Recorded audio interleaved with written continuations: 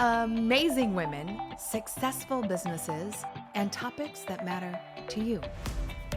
This is Inspired Conversations. When I was doing the research around adoption prior to this inspired conversation interview I have today, it really blew my mind at some of the statistics that nearly 2 million couples right now are waiting to adopt. In fact, you might be one of them, or you might know someone. I know myself. I know quite a few couples right now that are going through the adoption process, and nearly 5 million Americans have been adopted.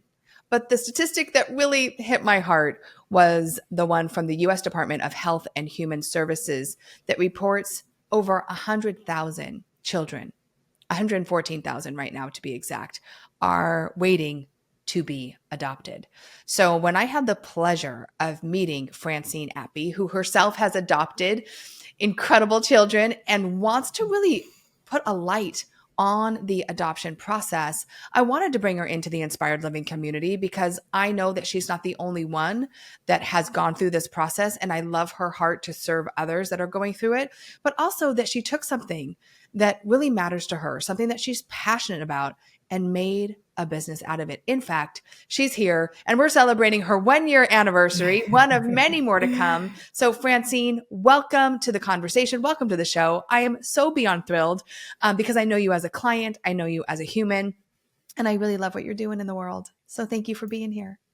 Thank you. Thank you so much for inviting me. Really, it means the world to me to be here. Thank you so much. Oh, you're welcome. So there are a lot of people. In fact, like I said, there are quite a few of my friends right now that are going through the adoption process. Can you talk a little bit about your background, Francine, and why you wanted to start SoulFilling? Sure. So my background is actually in HR leadership. So I have over 25 years of experience working within many variety different types of industries, from law firm to healthcare.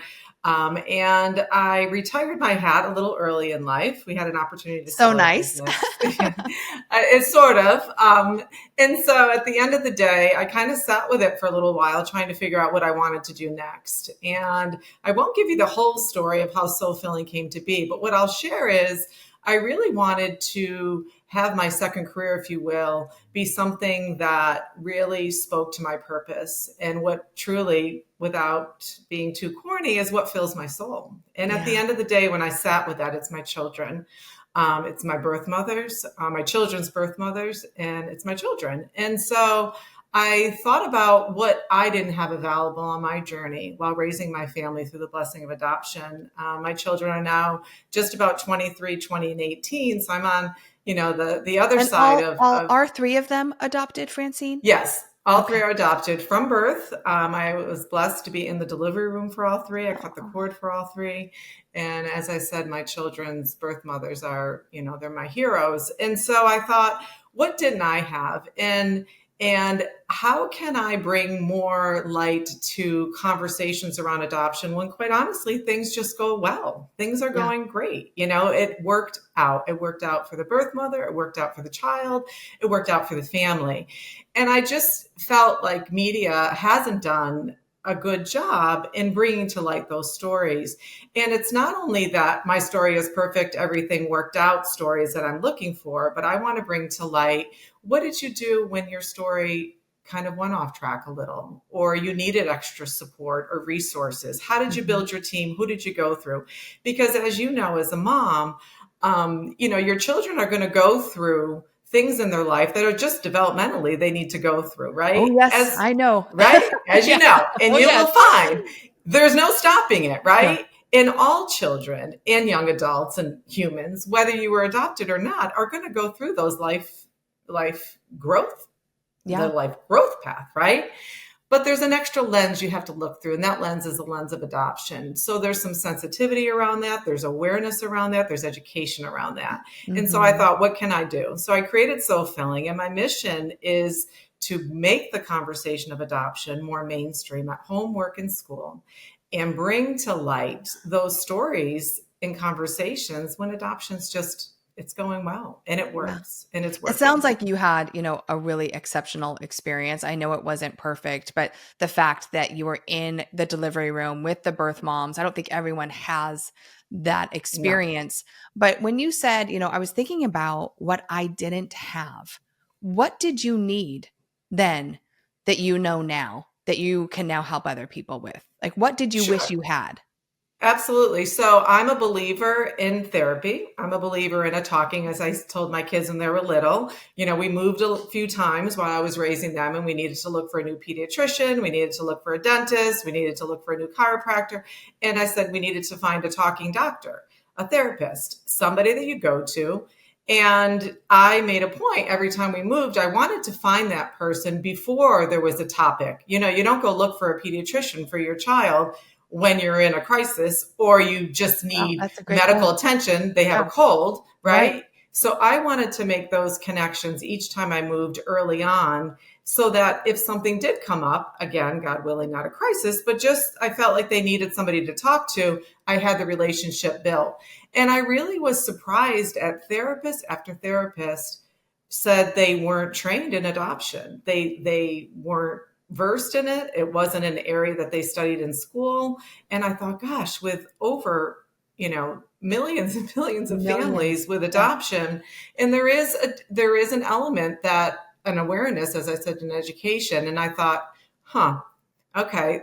I found that a little frustrating. And it was interesting because I often found I was kind of coaching them, if you will, on things around adoption, which is completely fine, but it wasn't what I was looking for. So one of my offerings is as an adoption coach, right? That's one of my services, to say I have no intentions of going back to school and getting my master's in social work, but I'm an adoptive coach, right? An adoptive parent coach that I can share through my lived experience how maybe I can help you on your journey with your children when things come up, as they do.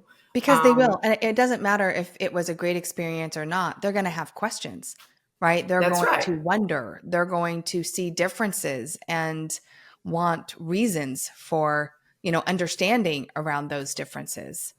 That's right. That's right. And for me, creating soul filling, making the conversation mainstream, is just about making people feel more comfortable with it. So, not, often, well, I won't go down that path, but just from the standpoint of educating people on basic adoption language. Like, I recently wrote a children's book, Brianna's Brave Day at School, and you have a copy. I have a Yay! signed copy, in fact. Yes. Yay. And it's actually based on an actual event that happened to my middle son. And I chose Brianna. I have three sons, and I always like the name Brianna. So hence it's Brianna.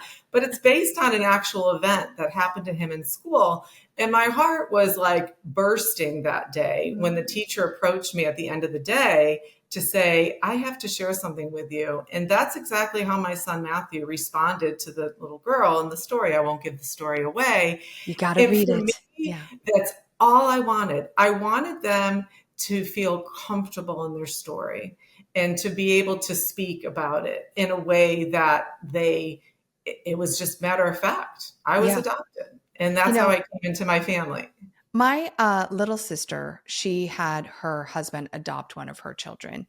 And they waited to tell him, no right or wrong or whatever. But I'm so Mhm. curious, like, did your children know from the very beginning that they were adopted? And was Mhm. that just like part of the thread, right, of the family? And did you celebrate it? Like, I'm just curious for those people that are looking into adoption. I think there is that, well, do I tell my child? Do I not tell my child? And how you made that decision.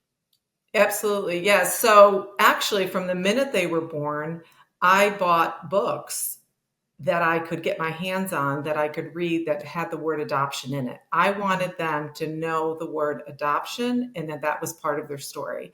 I didn't want them to hear like, oh, we don't talk about it at home. So then if they hear Right. it somewhere else, well, that must be bad because nobody told me that.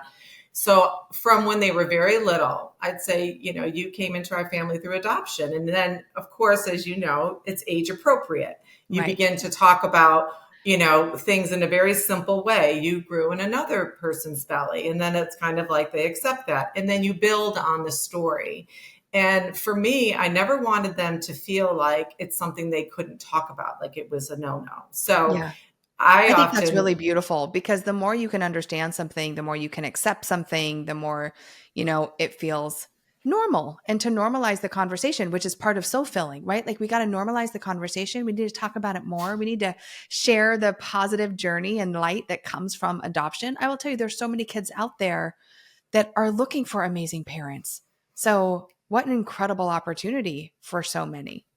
and I think you're referring to foster care probably, Keri, Hmm. right? So, Hmm. so when we think about adoption, we have to think about it in kind of four categories. So there's foster care adoption, children that are waiting to be placed. And then there's private adoption, which is just between birth mother, adoptive family, and their attorneys. There's no agency involved. And Right. then there's agency adoption, whereas the people are working through the agency sets the policy procedures and helps with the process. And then there's international adoption, which takes it to the next level of understanding the international laws around the adoption. So there's basically four different ways families can come together through adoption. And I think sometimes there's a misunderstanding around, that there are four channels, but also when I was adopting in years ago, like 20 plus 30 years ago, adoptions weren't considered open at all, right? They Yeah. were closed adoptions, so that it wasn't maybe as encouraging to talk about it. And it wasn't encouraged to even think that families would get together, birth family and adoptive families. And today it's quite rare for adoptions happening now in the last, 10 years and beyond, because I don't think it's going to go backwards, but it's very rare to have an adoption that there's no openness to the adoption. Interesting. And Yeah. so you may just do photographs through the mail or a visit once a year or something, but there's something there. And to me, I think that is incredible. If it's right for everyone, and it's not right for everyone, but if it's right for the birth mother, it's right for the family, I think it's the right thing to do. Yeah. I mean, it would That's such seem a to personal be, choice. yeah, a helpful thing for the child, right? Because at some point the child will want to know more. That's right. And so if it's open like that, it would seem to support both sides of the family. Like you said, every case is different and it's not right for everyone, but that's That's really right. interesting to know. So the four types of adoption and then just how adoption has changed over the years from being very closed, like we didn't talk about it, you didn't know your birth mom, all these other things, to it being more open now. So Francine, when you work with people, and again, I wanted to bring this conversation to light for a couple of reasons because I too like really want to help spread awareness of adoption, the different types of adoption, the beautiful work that you're doing in the world, and the fact that, you have a phase two, right? And that you're starting Hmm. over from a really incredible career doing something that you're really passionate about. And I just, I Hmm. love that so much. And I've loved helping Thank you you. and working with you on the messaging and getting it out there. So a year in, here you are, and I know we're just getting started, but when people work with you, where are they normally at in the adoption process? Is it pre, during, post? Actually, I've done a little bit of both. What I'm finding I've spent the most, though, this last year is really in educating and getting myself out there. Mhm. And it's interesting because when I first started, people were like, really? Do you think people need Yeah, that? there's a business for That's that. yeah, that's interesting. I Yeah. never really thought about it. And so what I was so pleasantly surprised by is, I'm sure in your business, Keri, sometimes when you're out, people that don't know you, maybe you're traveling, because I'm sure a lot of people know you in many places, but sometimes you want to share what you do for a living, and then other times you don't because for Mhm. whatever reason. And I'm the same way, or I don't know. I'm assuming you're that way, but in any event, it never ceases to amaze me when I say I founded a company called SoulFilling, and my mission is to make the conversation of adoption more mainstream at home, work, and school. I'm not exaggerating. 9 times out of 10, they're like either they were adopted or they know somebody who was adopted Yeah. or they know somebody who's trying to adopt. And for me, that's all it is. It's Yeah. just bringing the conversation to light and making the conversation just more mainstream and comfortable. And so the first year has been so rewarding for me and validating that message just needs to be out there, because 20, 30, 40 years ago when people adopted, they were not encouraged to talk about it. No. Mm-mm. They And then there's a lot of shame Right. involved with it. Yeah. And I know often, like, even when I was raising my kids, like, really, you're open to your kids meeting your birth family? I said, if it's right for my birth mother, if it's right for my children, and it's the right time for my family, I'd want nothing more than that. Well, what if, all the what ifs. You're Well, right. what if it works out? What if it all just works out? I have to lead with that, because at the end of the day, that's my glass is half full, and Right. that's just how I roll. And what if it just works out? So And it seems that's to been have. really, Yeah. it is. I mean, it Yeah. definitely is a process and starting out, and a lot of, learning and learning all aspects of a business. Even though I was a part owner in a technology business, I wasn't running all the different aspects Yeah. of It's it. very Um, different. Yes. it's very different when it's your own. But it's been very rewarding. And one of the great things, I learned many things from you, Keri, but one of the things that really resonated is to just focus on one thing, just do one thing at a time. And Yeah. that's really what inspired me to write my children's book. And now I read it at a school for the first time last week. And I get goosebumps when I say it, because a little girl, God is my witness, raised her hand, and she's like, my name is Lauren and I was adopted. Right in the classroom. The classmate didn't know, and then they have this beautiful conversation just evolved. So just do one thing and talk about that one thing until that one thing grows. And then go to I know I created some products and jewelry and different Yeah, so things, which is let's talk great. about that. And I love that. Thank you for the shout out. It is when you come into any sort of business coaching or online community, like everyone's telling you to do so many different things. And we got to focus on one. It's that oneness of focus. What is the most important thing? What's the easiest lever? Because, running and owning and starting a business is always a heavy lift. So it's like, what do I want to focus on? And again, like, who am I talking to? And what is my mission? And to Mhm. hear you articulate it the way that you do, I'm like a proud sister over here, I have to say. Like, Thank I'm just you. like, oh, and again, one of my gifts, I think, is just really being able to see potential in people and their businesses and their message. And I know, Francine, you're going to inspire and enlighten so many people around the world. And it's such a blessing. It's so beautiful. But Thank let's you. talk about some of these beautiful things. I mean, I was amazed, by the way. I love me some products, I will say. And you have created beautiful jewelry like the necklace you're wearing right now. Tell us about Mhm. this. Sure. So the unofficial adoption symbol is a triangle and a heart. The triangle is the three sides that bring a family together: birth family, adoptive family, and child. And the heart is brought together by love.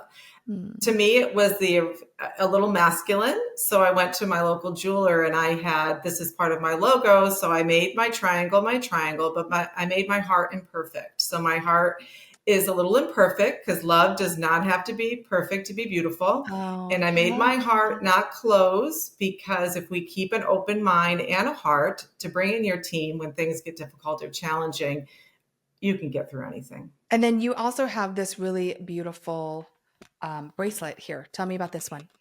Sure. So in making these products, I wanted them to be educational as well. So the lotus flower is the adoption flower. The lotus flower does not grow in the perfect of waters, right? Right. And Yes. life doesn't have to be perfect. We're all throwing curveballs, but who can deny the beauty of a lotus? So I love the educational piece. And so that's why that bracelet's there. And the beads are white, because during November, National Adoption Month, you wear a white ribbon or a white bracelet, signifying that you're celebrating and supporting adoption. So hence the Love, white love, with the love. And we have lotus. little Teddy over here, and we have a candle Little over here. Teddy. So there's Yeah. lots of goodies for you to give to someone that you love, maybe someone that is going through this process, or maybe of someone that's been adopted. What beautiful gifts! And maybe you're a adoptive parent, and wearing one of these symbols just allows people to ask the question, right? Spark And the that's where conversation. awareness comes from. Yeah, spark Yes, the just to conversation. spark the conversation. That's all I'm looking to do, to spark the conversation. Say, oh,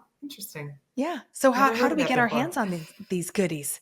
Sure. So my website is soulfillingadoption.com, SOULFILLING adoption.com. All my products are there.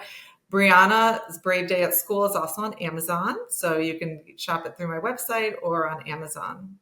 Love that. And we'll have all the links too in the blog and the show notes. So We will have them for you. Don't you worry. So what's next for you, Francine? I know you're starting your business. Give us like two of the things, of course, focusing on the one. Thank you very much.